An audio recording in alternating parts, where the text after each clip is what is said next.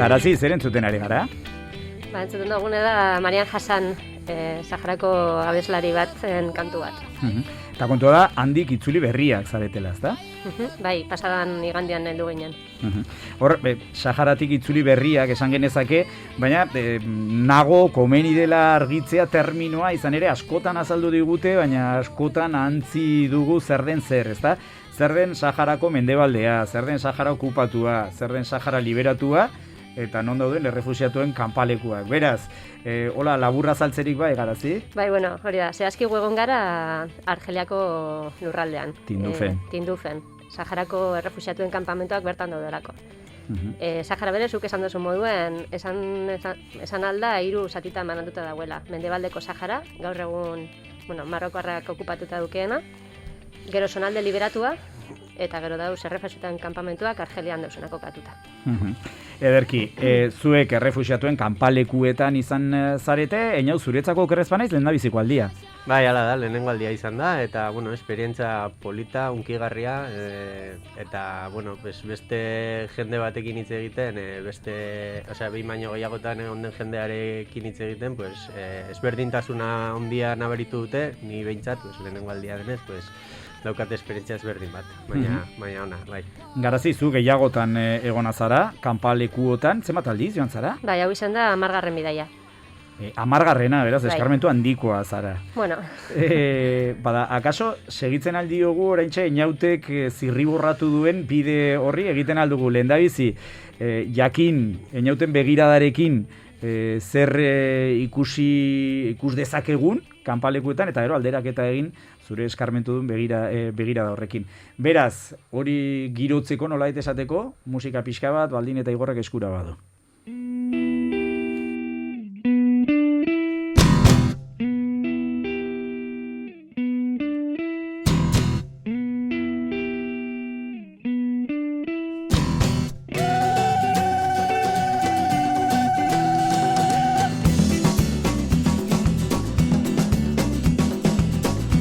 Hau zentzuten ari gara? Egia esan, ez dakit oso onginiz. Aziza Brahim, ez da? Eta Bulili Manko regreso kantuarekin. Horre trampa egin dizu, nik hemen izkiriaturik daukat, eta pistan da playlista Garazi prestatu duela, ez da? Bai, berak dauzka eskarmentu gehiago bertako abestiekin, bai. Ederki, lehendaiziko aldia kanpalekuetara hurbiltzen zinena, kanpalekua bisitatzen zenitula, eta zer ikusi duzu einaut? Esan beharra dago lehenik eta behin, bidai hau Nafarroatik antolatuta izan dela, Anas elkartearen bitartez, eta bertara joan gara txarter bidai batean, Noaineko aeroportetik 150 pertsona. Ez bakarrik Nafarrokoak, estatu mailakoak ere, eta saharagoiak ere gurekin etorri dira, batzuk 2 urte familia ikusi gabe, COVID-aren eraginez, gerraren eraginez, eta hori da lehenengo aipatu beharkoa. Eta zer ikusi dugu, jende oso eskuzabal bat, daukan gutxi hori partekatzen duten familiak, edozeinekin hitz egin daiteke gutxi gora bera, edozein etxera sartzeko aukera ematen dizute, eta hori, baina baita ere ikusi dugu, egoera politikoa aldatu dela, iazko zuetena hautsi zenetik, ez? Eta orain gerran daudela, eta familia guztietan, edo behintzat gizon gazteak dauden familia guztietan, behintzat norbait gerran dagoela, gerrara joan beharko duena, eta horrek daukan guztia atzetik, ez? Gai hori ateratzen denean hitz egiten da horretaz, baina beti sentimendu eta tristezi puntu batekin, baina hala ere harrotasuna ere badute, ez? Beraien semeak kasunetan gerrara doazela, harro daude horretaz, baina badakite hortikan zer etor daiteken. Gero mintzatuko gara, sekiago gerra egoera horren aurretik. Zuek iristen zarete aireportu batera, non gora, Aljerrekorra, ez dakit? Tindufeko aireportu militarrera heldu ginen, normalean bidai hauek gauez egiten dira, segurtasuna dela eta gero Tindufera llegatzerakoan, Argeliako ejertzitoaren eskoltarekin, joaten gara, konboi baten bezala kanpamenduetara sartzen garen arte. Kanpamenduetan polizia edo eskolta jartzen da gure aurretik, eta gero, guilaia, deitzen zaio guilaia ezberdinetatik, banatzen gaituzte, bakoitzak daukan lekuaren arabera, ez? Gu kasu honetan joan ginen Aiunera, baina Aiun errefusiatuen kanpamentuetako Aiunera, eta geneukan asinatua familia bat aldez aurretik garezi egon delako bertan, baina bakoitza badauka, edo bere familia aurretik ezagutzen duen asinatuta, edo bestela lehenengo aldia bada eta ez badaukazu kontakturik, elkarteak bilatzen dizu familia bat zure egonaldia bertan egoteko edo. Irudia gehienok ikusi ditu sare sozialetan, dokumentaletan, baina zer da ikusten duzula, ezta? Errefusiatuen kanpalekua, ederki, basamortuaren erdian, ederki. Etxeak nolakoak dira, horra iristen zarelarik, zein da hartzen duzun sentsazioa? Etxeak eraikinak direnak, izaten dira adobezkoak, baina adobezkoak egiteari azken boladan utzi diote, ze euriteak ez daude asko, baina euriteak daudenean, adobeko etxeak sufritze dute kaltea handiak. Eta gero jaimak, beti irudikatu ditugun jaima horiek, guztien ikusi izan ditugu imaginarioan daudenak, hori da, holako jaimak, familia gehienak jaima daukate, baina jaima inguruan egoten dira erekin ezberdinak, sukaldea, komuna, eta holakoak. Eta orain hasi direna egiten azken boladan dira adreiluzko etxeak, baina adreilua bakarrik luzitu gabe, bakarrik adreilua. Eta haiek esaten dute, hor daudela modu provisional batean. Behin-behinekoa, baina zenbat urte dara matzak. Hori da, kasi 40 urte baino gehiago, behin-behineko modu batean. Orduan, adibidez gure etxekoak orain etxe berri bat egiten ari ziren, baina beti esaten zuen, baina hau ez da betirako, hemen egongo gara denbora bat, eta beti daude horrekin, ez? Baina egia da, gero eta eraikin hobeagoak, argindarra ere badirudi helduko dela, segugen den herrian argindarririk ez zegoen, eta orduan, badirudi aurrera pausoak daudela, orduan, haien artean dauzkate ere, bere, ez daki kontrasanak diren, baina, ikusten ari direla, luzatu behar dela gauza, han uste zutena, baina askoz gehiago, Naiz eta hori 40 eta piko urte daramatzaten batzuka. Eta zer lanbide eduki dezakezu basamortuaren erdian? Gehienek dauzkate animaliak, hauntzak eta ardiak, familia bakoitzak izaten du bere korta edo kanpokaldean, eta hortikan saietzen dira denak elikatzen. Eta gaur egun, ikasten ez dutenek edo gerran ez daudenek, dendatxo batzuk badaude ere, eta baina egia esan, lanbide, gure etxean batzuk ziren igeltxero, batzutan joaten ziren besteriki batzuetan laguntzera, baina horiek dira, hemendikan gutxira gerrara joan beharko direnak, orduan dira gauzak, lan puntualak egiten dituzte, eta hori. Baina hola,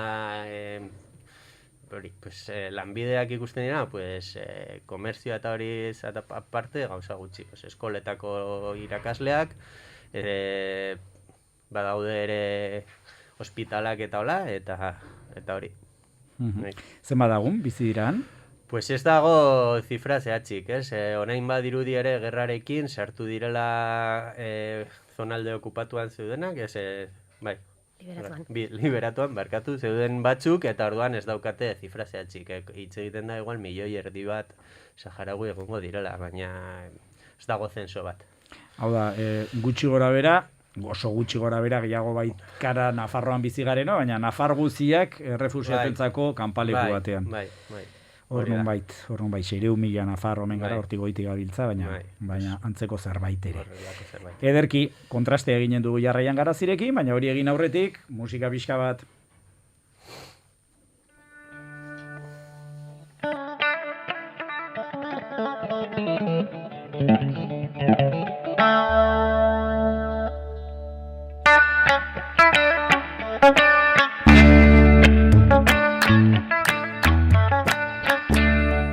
Zuri beldurri gabe galdetzen aldizut, garazi zentzuten ari gara. Marian Jasanen beste da besti bat. Ederki. Esan duzu 10 aldiz, joan zarela Saharara, lehendabiziko aldia, noiz? 2010an. Eta nolatan, bururatu zitzaizun, otu zitzaizun Saharara joatea? Justo urte horretan, uda horretan, lehenengo aldiz harrerako ama izan nintzen, ume saharar bat hartatu genduen etzien, eta orduen gure izena bena da bere realitatea eta bere familia hobeto ezagutu, eta haurek bebai ni hobeto ezagutzia. Ara joan zinen, eta zerk engantzatu zintuen horren beste, izan ere beste bederatzi bideritzuri zara? Bai, batez be jentiek. Ezagutzen duzun jentiek, azkenien familiako beste partaide bat bihurtzen zara, haurek bebai hola sentiarazten dutzu, orduen nahita ez bueltatzeko gerrin hori sentitzen duzu. Einote kontatu digu, lehendabizikoz errefuxiatuen kanpalekuetara joan da zer ikusi duen, nola ikusi dituen gauzak, zuk hori alderatzen alduzu aurreko bisitekin. Zertan aldeatu dira gauza, batez ere azken aldian, aintzat hartuz, gerra egoera batean sartu direla?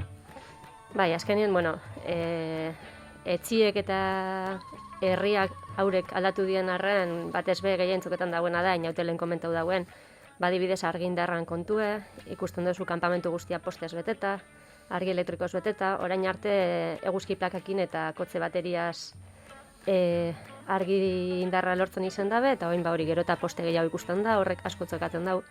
Eta gero batez be aurten gogorrenan jakune izen da, gerran ondorioz, eta COVID-aren ondorioz, azken 2 urtietan ez dabe jaso apenas laguntzarik, eta hori asko igartzen da kanpamentoetan.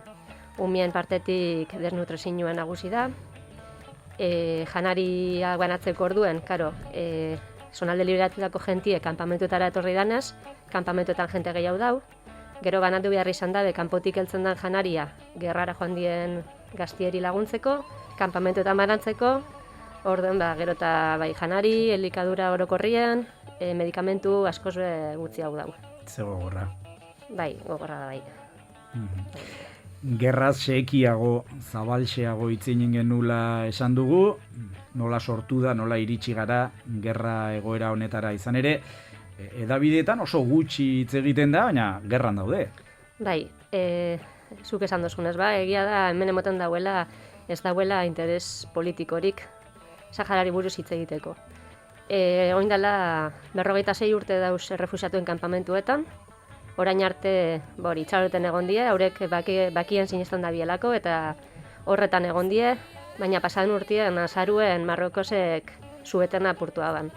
Gergerateko zonaldien, justo Mauritania gazmuga iten dauen zonalde militarrik ez dauen zonalde bakarra gurutzatu abien, eta orduen sahararrak interpretau dabe, gerra horra apurtu abiela, eta orduntik urte honetan ibili diez, burrukan hor dabiz. Eta gerra egon badago, esan dute bajak ere badira, eta tirokari dira nolabait esateko. Bai, hilako asko egon die, zibilak eta militarrak, baina bai Marrokosek ez dago onartzen gerra hori existitzen danik, orduen baja horrek iziltzen dauz, ez dauz publikatu nahi. Gaur egun, sare sozialei esker, egia da, sahararrak segiduen zabaltzen da biela informazio hori, eta horri esker enteratzen garela benetan zer pasatzen den. Eta ze gogorra, zuretzako, hor lagunak dituzu, familia bat daukazu nola esateko, eta horra heltzea, eta zure senide horiek gerran ikustea, ez da? Bai, gogorra da, batez be hori, batzutan 6 hilabetetarako joaten dielako, ez dakizu itzuliko dien, familiak ez deki hauren barri, ez dakite bueltauko dien, ez dien bueltauko, zenbaterako irango dauen gerra horrek, zer lortuko dan, eta bai, egoera nahiko gorra da. Eta €1.000.000 galdera, hemendik, zer egin daiteke? Hemendik, honetaz hitz egite asko da, gaur adibidez hemen egoti harren, eskerrak emon gure dutzu da aurretik, eta hori, ez daitela izen herri astu bat, ez? Zeo zerrein aldabienak egize esan, eta zoritzarrez beti die politikarizek, Espainia gobernuek badeko hemen zer esan handize eta zer egin handize, baina ez da gai bat interesetan jaken gai bat. Marrokosekin ondo konpontzi interesetan jako, hori da interes nagusia, orduen haurek esaten dezkuena, Sahararrek haureko soarro da Euskaldunekin batez bedekien binkuluegaz, eta gero esaten dabe Espainiako gentiegaz bai, orduen hori. horretan jarraitu bikogu. Bentsat herritarrak aldugu nahi nien, ara joeten eta honegi buruz berroaitzen, eta... Hori izan behar nizun, badago politikariek, agintariek zer egin dezaketen, hor Marokoren gatibu ezote diren, Espainiako agintariak batez ere, hor ikusi dugu, ezta, zerrolako krisi migratorio izan ditugu, nola deitzen dituzte, hor fitxaren bat mugitzen den aldiro, beraz beste plano batean herritarroi dagokigunez, zer egin daiteke? Purba presiño soziala, ez? Bakotza gure inguruen, honi buruz berbaiten bugu eta usabaltzen jarraitzen bu, eta azkenien numaitera heldu daitela mesue, eta gure babesa, azkenien haurek esaten dabe bai edo bai aurrerengo da biela, eta ez dekotzi bilurrik hiltzeri, eta nahiko gogorra da guretzako ez entzutie, baina ez dekie bilurrik. Esaten dabe haurek prest dauzela horretarako, hauren lurraldera buelta gure dabe, eta horretan jarraituko da biela. Landa jauna, aktivista bat zarazu, nola bideratu elkartasun hori Euskal Herritik, Nafarroatik, Euskaldunon hiriburuzagitik, Sahara alde horretara? Bai, bueno, Nafarroan eta Euskal Herrian zorionez Sahararen aldeko elkarte pila bat daude, ez? Gu hori, lehen hasieran esan dudan bezala, Anas elkartearen bitartez joan gara errefusiatuen kanpamentuetara, bestela ere saia delako joatea, bisadoa eta burokrazia guzti hori betetzea, orduan elkarteen bitartez joatea hobe edo errezago egin daiteke, eta gero, pues, duela gutxi adibidez, Bizkaia, Gipuzkoa eta Arabatik karabana bat heldu da, kanpamenduetara, laguntza humanitarioarekin, kotxe pilo bat, kamioiak, eta hori da, pues, haiei laguntzeko aukera bat. Egia da ere, pues hori, azken bi urte hauetan saia izan dela laguntza humanitario hori ere bideratzea, eta orain badirudi, pues, aukerak egongo direla, COVID-aren gaia gehiago izorratzen ez den bitartean, baina, karo, igual urrengo hilabetean, pues, berriro mugak izten dituzte. Ze Polisarioak erabaki zuen mugak iztea haiek babesteko, COVID-a ez sartzeko kanpamenduetan, ikusten zuelako.